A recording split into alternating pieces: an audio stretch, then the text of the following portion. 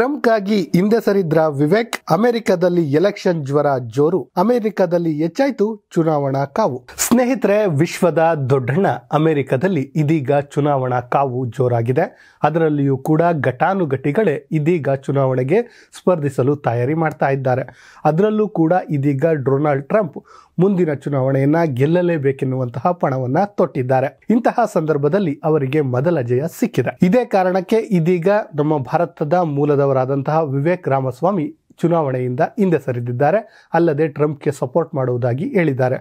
ಅಷ್ಟಕ್ಕೂ ವಿವೇಕ್ ರಾಮಸ್ವಾಮಿ ಈ ಚುನಾವಣಾ ರೇಸ್ನಿಂದ ಹಿಂದೆ ಸರಿದಿದ್ದಕ್ಕೆ ಅಮೆರಿಕದಲ್ಲಾಗುತ್ತಿರುವಂತಹ ರಾಜಕೀಯ ಬದಲಾವಣೆಗಳಿಂದ ಭಾರತಕ್ಕೆ ಏನೆಲ್ಲ ಅನುಕೂಲ ಆಗುತ್ತೆ ಅದೆಲ್ಲವನ್ನ ಈ ವಿಡಿಯೋದಲ್ಲಿ ನಿಮ್ಮ ಮುಂದೆ ಇಡುವಂಥ ಕೆಲಸವನ್ನ ನಾವು ಮಾಡ್ತೀವಿ. ಸ್ನೇಹಿತರೆ, ನಿಮ್ಮೆಲ್ಲರಿಗೂ ಗೊತ್ತಿರುವಂತೆ 2024ರಲ್ಲಿ ವಿಶ್ವದಲ್ಲಿ 40ಕ್ಕೂ ಹೆಚ್ಚು ದೇಶಗಳಲ್ಲಿ ಚುನಾವಣೆ ನಡೆಯುತ್ತಿದೆ. ಅದರಲ್ಲಿಯೂ ವಿಶ್ವದ ದೊಡ್ಡಣ್ಣ ಅಮೆರಿಕದಲ್ಲಿ ಚುನಾವಣೆ ನಡೆಯುತ್ತಿದ್ದು ಇಡೀ ವಿಶ್ವದ ಕಣ್ಣು ಅದರ ಮೇಲೆಯೇ ಇದೆ. ಅದರಲ್ಲಿಯೂ ಈ ಬಾರಿ ಯಾರು ಮುಂದಿನ ಅಧ್ಯಕ್ಷರಾಗ್ತಾರೆ ಎನ್ನುವಂತಹ ಚರ್ಚೆಗಳು ಭಾರಿ ವಿವಾದವನ್ನೇ ಸೃಷ್ಟಿ ಮಾಡಿಸಿದ್ವು.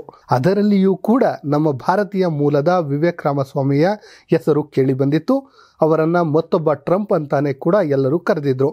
ಆದರೆ ಅವರಿದೀಗ ಚುನಾವಣೆಯಿಂದ ಹಿಂದೆ ಸರಿದಿದ್ದಾರೆ. ಹೌದು, ವಿಶ್ವದ ದೊಡ್ಡಣ್ಣ ಅಮೆರಿಕದಲ್ಲಿ ಈ ವರ್ಷ ಚುನಾವಣೆ ನಡೆಯುತ್ತಿದ್ದು ಭಾರಿ ಕುತೂಹಲವನ್ನೇ ಮೂಡಿಸಿದೆ. ಅದರಲ್ಲಿಯೂ ಟ್ರಂಪ್ ಚುನಾವಣೆಗೆ ಉಂಟಾದ ಕೆಲವೊಂದು ಗೊಂದಲದಿಂದ ಇನ್ನಿಲ್ಲದ ಚರ್ಚೆಗಳು ಶುರುವಾಗಿದ್ದವು. ಈ ಸಮಯದಲ್ಲಿ ಭಾರತೀಯ ಮೂಲದ ವಿವೇಕ್ ರಾಮಸ್ವಾಮಿ ಏನಿದ್ದಾರೆ ಅವರೇ ರಿಪಬ್ಲಿಕನ್ ಪಾರ್ಟಿಯಿಂದ ಅಧ್ಯಕ್ಷರಾಗ್ತಾರೆ ಎನ್ನುವಂತಹ ಮಾತುಗಳು ಕೇಳಿಬಂದಿದ್ವು. ಸ್ವತಃ ಅವರು ಕೂಡ ಹೇಳಿದ್ರು. ಅಲ್ಲದೆ ಇವರನ್ನ ಮತ್ತೊಬ್ಬ ಟ್ರಂಪ್ ಅಂತಾನೆ ಅಮೆರಿಕ ಬಿಂಬಿಸಿತ್ತು.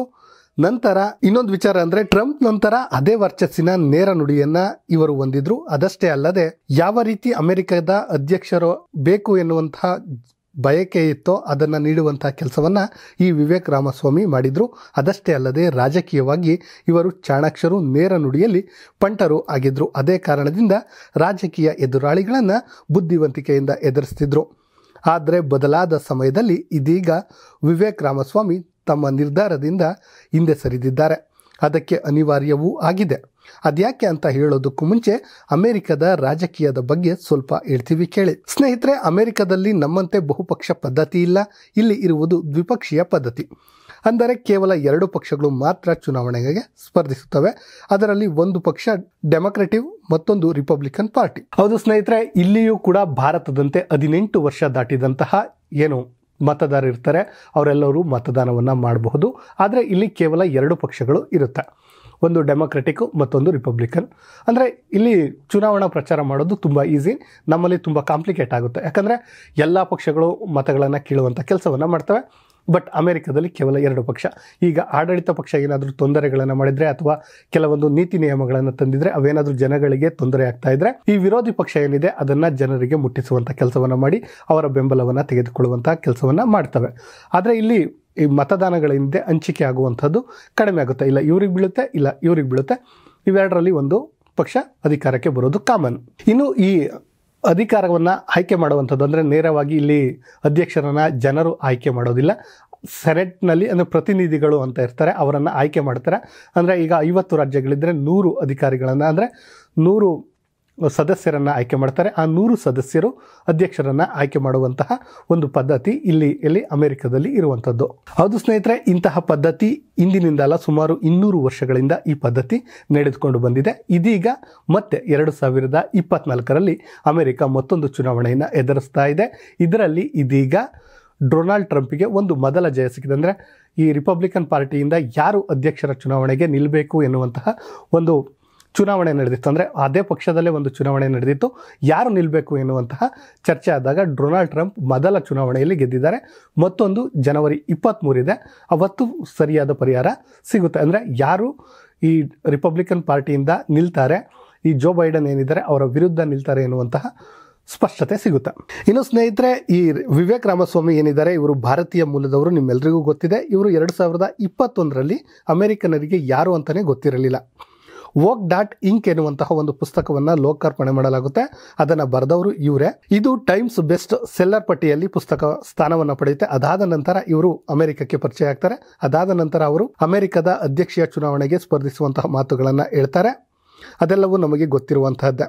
ಇನ್ನು ಇವರು ಭಾರತೀಯ ಮೂಲದವರಾಗಿದ್ದು, ಅವರು ಅಂದ್ರೆ ಕೇರಳದ ಮೂಲದವರಾಗಿದ್ದಾರೆ. ಇವರ ತಂದೆ ಬ್ರಾಹ್ಮಣ ಸಮುದಾಯಕ್ಕೆ ಸೇರಿದವರಾಗಿದ್ದು, ಇನ್ನು ಇವರ ತಾಯಿ ವೈದ್ಯೆಯಾಗಿದ್ದು ಗೀತಾ ಅಂತ ಇವರ ಹೆಸರಿದ್ದು, ಇವರು 4 ದಶಕಗಳ ಹಿಂದೆಯೇ ಅಮೆರಿಕಕ್ಕೆ ಹೋಗಿರ್ತಾರೆ. ಅವರು ನಮ್ಮ ಮೈಸೂರಿನ ಮೆಡಿಕಲ್ ಕಾಲೇಜಿನಲ್ಲಿ ಓದಿರುವಂತಹದ್ದು ವಿಶೇಷ. ಇಂತಹ ರಾಮಸ್ವಾಮಿ ಇದೀಗ ಅಧ್ಯಕ್ಷೀಯ ಚುನಾವಣೆಯಿಂದ ಹಿಂದೆ ಬರೋದಕ್ಕೆ ಒಂದು ರೀಸನ್ ಏನಪ್ಪಾ ಅಂದ್ರೆ, ಇತ್ತೀಚೆಗೆ ರಿಪಬ್ಲಿಕನ್ ಪಕ್ಷ ಏನಿದೆ ಒಂದು ಸ್ಪರ್ಧೆಯನ್ನ ಏರ್ಪಡಿಸಿದೆ. ಅದು ಏನಂದ್ರೆ ಐವಾ ಕಾಕಸಸ್ ಎನ್ನುವಂತಹ ಒಂದು ಪ್ರದೇಶದಲ್ಲಿ ಒಂದು ಸ್ಪರ್ಧೆಯನ್ನು ಏರ್ಪಡಿಸಿತ್ತು. ಅಂದ್ರೆ ರಿಪಬ್ಲಿಕ್ ಪಾರ್ಟಿ ಏನಿದೆ ಅದರ ಮುಂದಿನ ಅಧ್ಯಕ್ಷರಾಗಿ ಯಾರು ಆಯ್ಕೆ ಆಗ್ತಾರೆ ಅವರು ಮುಂದಿನ ಅಧ್ಯಕ್ಷರ ಚುನಾವಣೆಗೆ ಸ್ಪರ್ಧಿಸಬಹುದು. ಇದರಲ್ಲಿ 4 ಜನ ಭಾಗವಹಿಸಿರ್ತಾರೆ. ಅದರಲ್ಲಿ ಈ ಡೊನಾಲ್ಡ್ ಟ್ರಂಪ್ ಏನಿದ್ದಾರೆ ಅವರು ಹೆಚ್ಚು ಮತಗಳನ್ನು ಪಡೆದುಕೊಂಡಿದ್ದಾರೆ.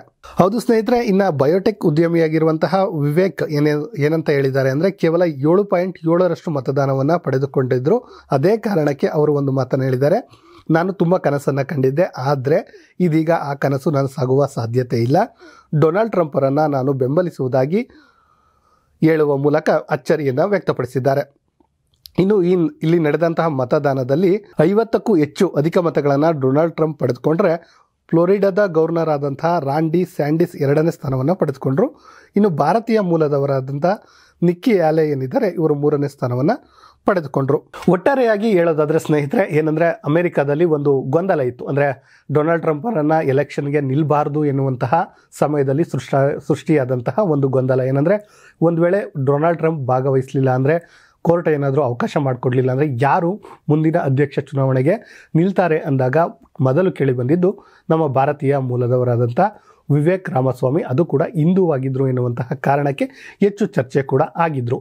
ಇದೀಗ ಅವರು ರಿಪಬ್ಲಿಕನ್ ಪಾರ್ಟಿ ಏನಿದೆ ಆ ಸ್ಪರ್ಧೆಯಲ್ಲಿ ಭಾಗವಹಿಸಿದ್ರು, 4ನೇ ಸ್ಥಾನವನ್ನು ಪಡೆದರು. ಅದರಿಂದ ನಿರಾಸೆಯನ್ನು ವ್ಯಕ್ತಪಡಿಸಿ ಅವ್ರು ಹೇಳಿದರು, ನಾನು ಇದರಿಂದ ಅಂದರೆ ಚುನಾವಣಾ ರೇಸ್ನಿಂದ ಹಿಂದೆ ಸರಿತೀನಿ, ಆದರೆ ಟ್ರಂಪ್ ರವರನ್ನು ಬೆಂಬಲಿಸುವುದಾಗಿ ಹೇಳಿದ್ದಾರೆ.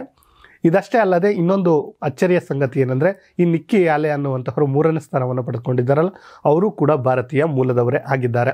ಒಟ್ಟಾರೆಯಾಗಿ ಸ್ನೇಹಿತರೆ, ಅಮೆರಿಕದಲ್ಲಿ ಈಗ ಶುರುವಾಗಿರುವಂತಹ ಎಲೆಕ್ಷನ್ ಜ್ವರ ಜೋರಾಗಿಯೇ ಇದೆ. ಒಂದು ಕಡೆ ಜೋ ಬೈಡನ್ ಆಲ್ರೆಡಿ ಅಧ್ಯಕ್ಷರಾಗಿ ಕಾರ್ಯವನ್ನು ನಿರ್ವಹಿಸುತ್ತಿದ್ದಾರೆ, ಮತ್ತೊಂದು ಚುನಾವಣೆಗೆ ಅವರು ಕಾದು ಕುಳಿತಿದ್ದಾರೆ.